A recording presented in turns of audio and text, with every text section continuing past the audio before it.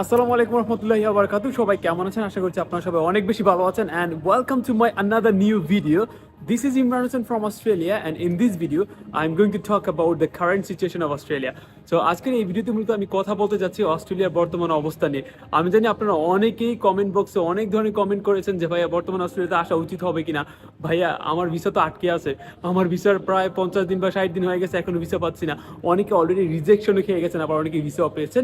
যারা যারা ভিসা পেয়েছেন তাদেরকে কংগ্রাচুলেশন জানাই। সো আজকের এই ভিডিওতে আমি অনেক কিছুই আপনাদের সামনে তুলে ধরবো, অনেক কথাবার্তাই বলবো আমার এক্সপিরিয়েন্স থেকে যে বর্তমানে অস্ট্রেলিয়া কেমন হবে আর কেন ভিসা রিজেকশন আসতেছে, তারপর হচ্ছে বর্তমানে লিভিং কস্টটা কেমন, আর পার্ট টাইম জব করে আপনি কোনো রকমে অস্ট্রেলিয়াতে সার্ভাইভ করতে পারবেন কিনা, বা পাশাপাশি হচ্ছে আপনার যে টিউশন ফি সেটা ম্যানেজ করতে পারবেন কিনা। সো কিছু পয়েন্ট আকারে মূলত আমি আজকে সবগুলো কথা আপনাদেরকে বলতে যাচ্ছি। বর্তমানে আমি যে জায়গাটিতে দাঁড়িয়ে আছি সেটা হচ্ছে one of the biggest shopping mall in Australia and this is called Chadstone. So বর্তমানে আমি আছি চ্যাস্টন শপিং মলে, আর এখানে আসার একটা রিজন হচ্ছে এখানকার যে লাইটিং সেট আপটা এটা অসাধারণ, একটু পরপর চেঞ্জ হয়। সো এইগুলো আপনাদেরকে দেখানোর কারণ হচ্ছে যেন অ্যাটলিস্ট আপনারা এই ভিডিওটি একটু বেশিক্ষণ পর্যন্ত দেখেন। ওকে, সো আমি আর কথা বাড়াচ্ছি না, চলুন মেইন টপিকে চলে যাওয়া যাক। আজকের এই ভিডিওতে মূলত আমি টোটাল 3টা টপিক নিয়ে আলোচনা করব। সো এই 3টা টপিকের মধ্যে নাম্বার 1 যে টপিকটা নিয়ে আমি কথা বলতে চাই সেটা হচ্ছে বর্তমানে কেন অস্ট্রেলিয়া আসা খুব ডিফিকাল্ট হয়ে যাচ্ছে। আপনি কি জানেন এখন বর্তমানে প্রচুর পরিমাণ ইন্টারন্যাশনাল স্টুডেন্টস তারা ভিসা পাচ্ছে না অস্ট্রেলিয়াতে আসার জন্য। ইভেন গতকালকেও আমি একটা ভাইয়ের কাছ থেকে শুনলাম যে তার নাকি সিউই ইস্যু করেনি, ইভেন হচ্ছে অনেকেই ভিসাই পাচ্ছে না, ভিসা রিজেকশন আসতেছে। আপনি কি জানেন এত পরিমাণ ভিসা রিজেকশন আসা এবং আপনাদের ভিসাটা কেন হোল্ডে আছে? আমি এটাও শুনেছি যে অনেকেই ভিসার জন্য অ্যাপ্লাই করেছেন, তাদের ভিসাটা আজকে প্রায় 30 দিন হয়ে গেছে, অনেকের 40 দিন, অনেকের ইভেন 50 দিন হয়ে গেছে, তাদের ভিসাটা এখনো হোল্ডে আছে। হ্যাঁ, এখনো কিন্তু অ্যাকসেপ্ট করা হয়নি, যেটা আমাদের ক্ষেত্রে হয়নি। 2024 সালের শুরুর দিকে প্রচুর পরিমাণ ইন্টারন্যাশনাল স্টুডেন্টস অস্ট্রেলিয়াতে চলে আসছে।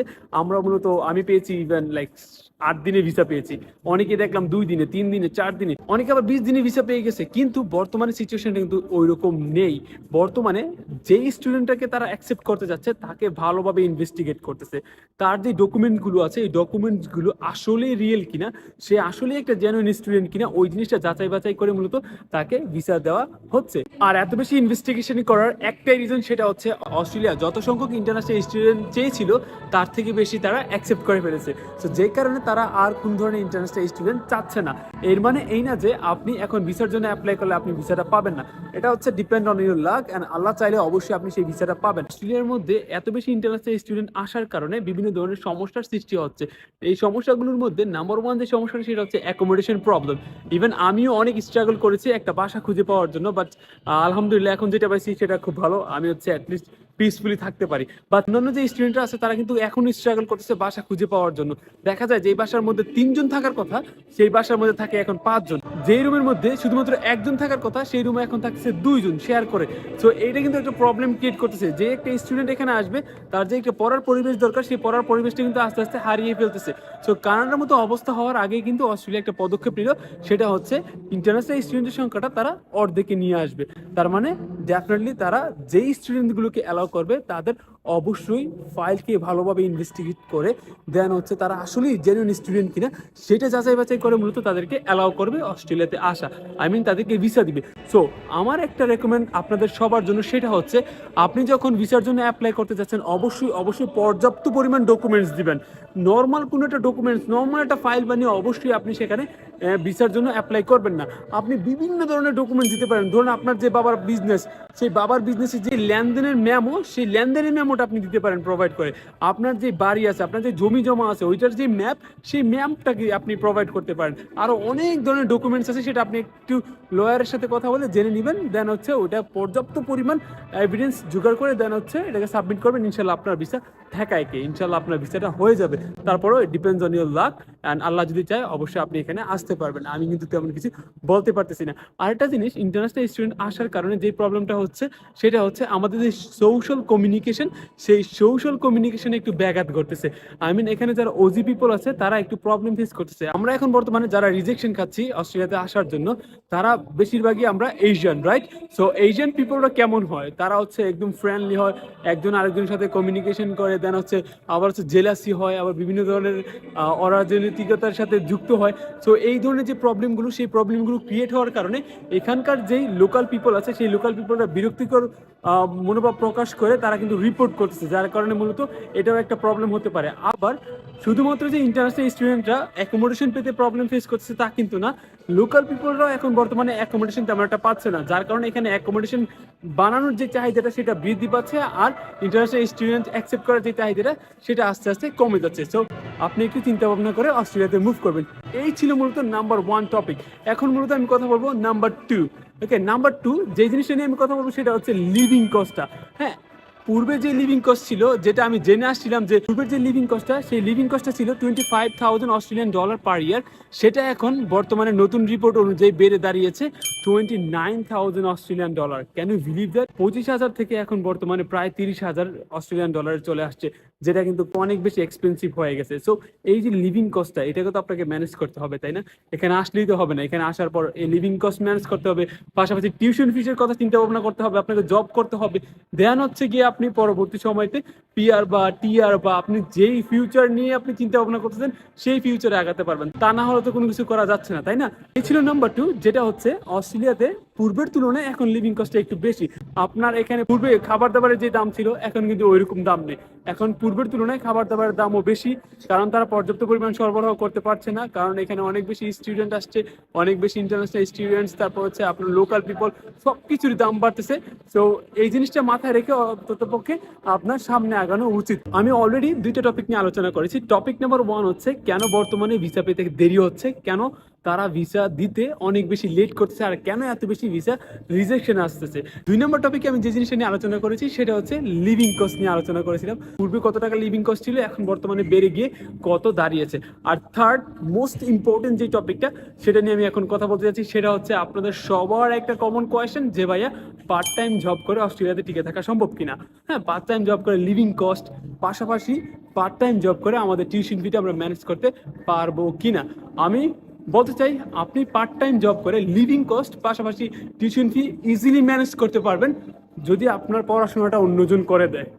সিরিয়াসলি ভাই, আপনার পড়াশোনা যদি নিজে না করা লাগে, অন্যজন যদি আপনাকে পড়াশোনা করে দেয়, আবার হচ্ছে আপনি যদি সারাদিন কাজকর্ম করেন, তাহলে ইজিলি আপনি পার্ট টাইম জব করে লিভিং কস্ট আর হচ্ছে আপনার ইউনিভার্সিটি অথবা আপনার যে ইনস্টিটিউট অথবা আপনার যে কলেজ, সেই কলেজের টিউশন ফিটা কিন্তু ম্যানেজ করে নিতে পারবেন। That's true. আদারওয়াইজ আপনি যদি চান যে ভাই আমি পাশাপাশি পড়াশোনা করব, পাশাপাশি হচ্ছে আমি ভালো করে মন দিয়ে পড়াশোনা করে ভালো একটা ক্যারিয়ার করার ট্রাই করব, এবং আমি চাচ্ছি এই পার্ট টাইম জব করে এই পড়াশোনার খরচ, আমার নিজের পড়াশোনা এবং লিভিং যে কস্টটা, সেই কস্টের টাকাটা আমি তুলবো, ভাই এর জন্য আমি বলবো বিগ নো, বড় হাতের নো। ওকে, আপনি কখনোই পারবেন না। এখানে পার্ট টাইম জব করে আপনি সার্ভাইভ করতে পারবেন, আপনার যে লিভিং কস্ট সেটা তুলতে পারবেন, বাসা ভাড়া দিতে পারবেন, খাওয়া দাওয়া করতে পারবেন, একটা কমফোর্টেবল লাইফ লিড করতে পারবেন। তারপর একটু ডিফিকাল্ট হয়ে যাবে আপনাকে সবগুলো ম্যানেজ করতে, কিন্তু আপনি যদি চিন্তা ভাবনা থাকে যে পার্ট টাইম জব করে আপনি হচ্ছে টিউশন ফিও দিবেন, সেটা ক্ষেত্রে ভাইয়া অনেক বেশি টাফ, অনেক বেশি টাফ। আপনার স্টাডিতে অবশ্যই ইফেক্ট পড়বে ভাইয়া।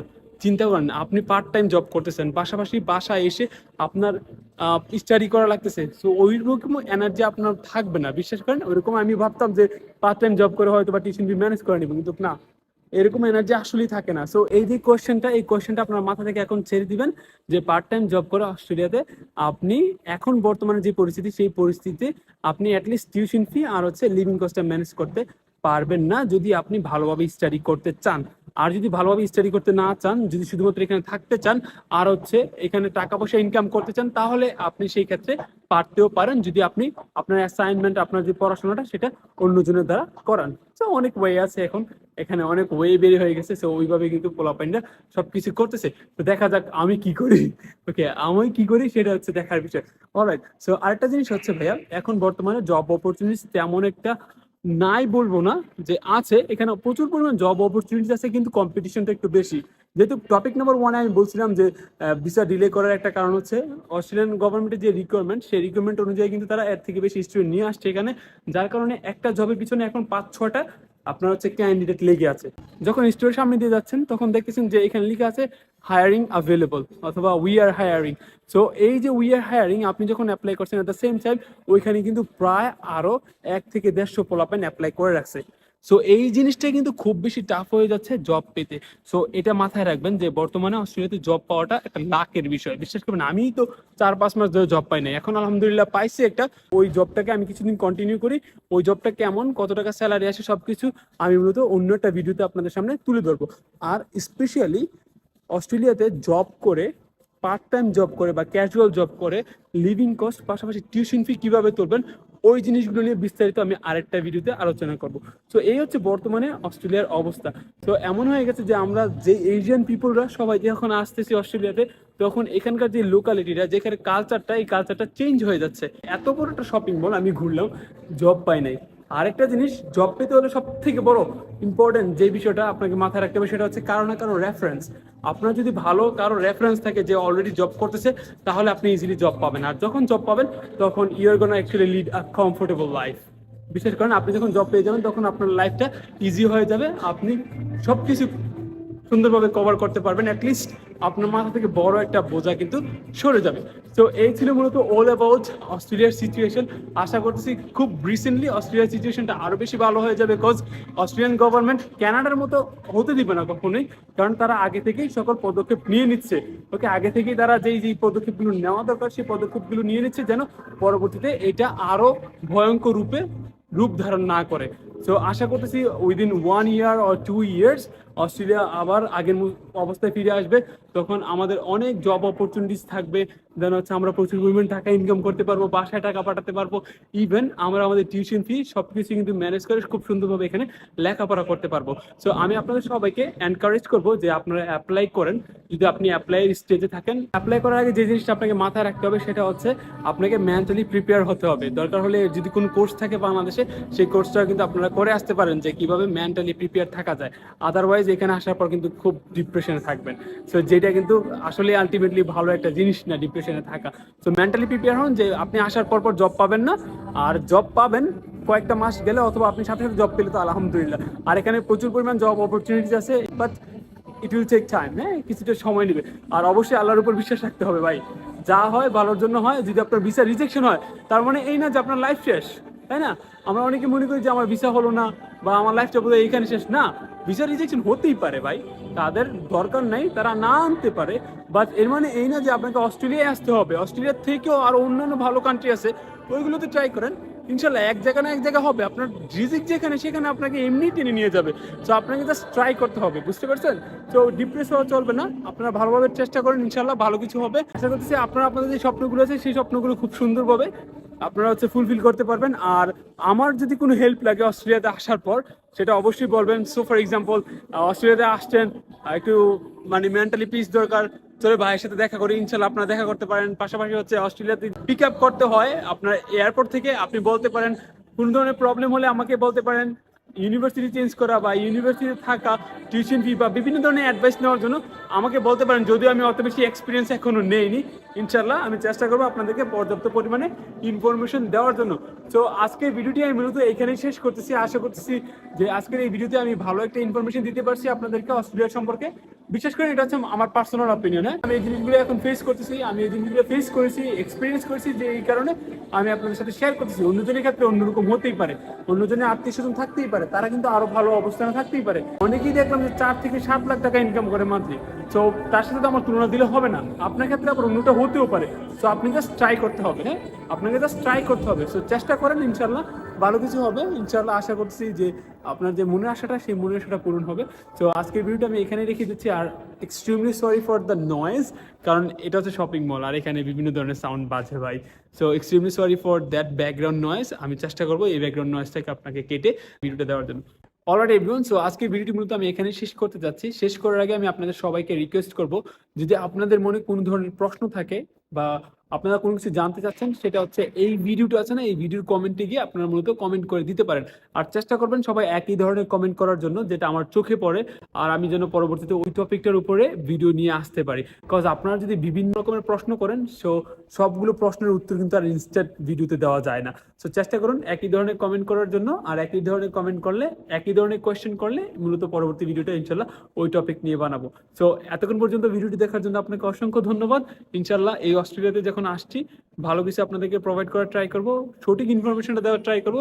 তো টিল দেন সবাই আমার জন্য দোয়া করবেন যেন আল্লাহ তাআলা আমাকে সুস্থ রাখে, ভালো রাখে, আর যেন ইনশাআল্লাহ মা বাবার স্বপ্নগুলো পূরণ করতে পারি এবং আল্লাহ এবং নবী রাসূলগণের দেখানো পথে যেন চলে এই দুনিয়া ত্যাগ করতে পারি। তো সবাই ভালো থাকবেন। আসসালামু আলাইকুম ওয়া রাহমাতুল্লাহি ওয়া বারাকাতুহু।